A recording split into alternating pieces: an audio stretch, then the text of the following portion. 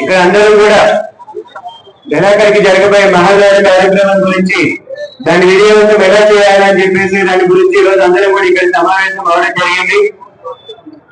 గత 5 సంవత్సరాలు అందరూ కూడా ఎలాంటి ఇబ్బందులు పడ్డారు, వైఎస్ఆర్సీపీ అధికారంలో ఉన్నప్పుడు తెలుగుదేశం కార్యకర్తల్ని కానీ అందరినీ ఎలాంటి ఇబ్బందులు పెట్టారో రాష్ట్ర వ్యాప్తంగా కూడా దాని అందరినీ కూడా అందరం కలిసికట్టుగా ఎదుర్కొని ఈ రోజు ముఖ్యమంత్రిగా చంద్రబాబు నాయుడు గారిని తీసుకొచ్చి తెలుగుదేశం జెండా మనం ఈ రోజు ఆశలు పాడడం జరిగింది.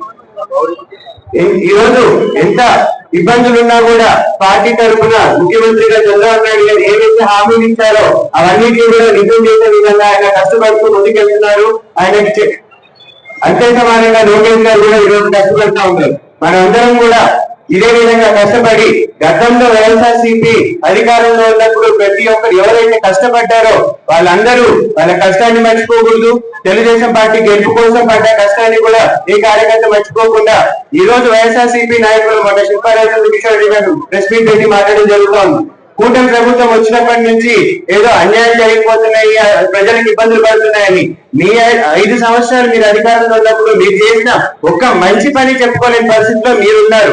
మొత్తం రాష్ట్రంలో గాని నంద్యాల కాన్స్టిట్యున్సీలో గాని గతంలో ఎప్పుడో 7 సంవత్సరాల ముందు జరుగుతున్న అభివృద్ధి పనులను కూడా మీరు కొనసాగించలేక మధ్యలో ఆపేస్తూనే ఉన్నాయి.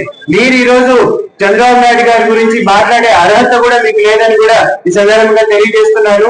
ప్రతి ఒక్క తెలుగుదేశం పార్టీ కార్యకర్త గాని నాయకులు గాని వైఎస్ఆర్సీపీ నాయకులు మాట్లాడే ప్రతిదాన్ని కూడా తిప్పికొట్టేదానికి ముందున్నారని కోరుతున్నాను. రాబోయే మహానాడుని ప్రతి ఒక్కరు కూడా విజయవంతం చేయాల్సిందిగా మనస్ఫూర్తిగా కోరుకుంటూ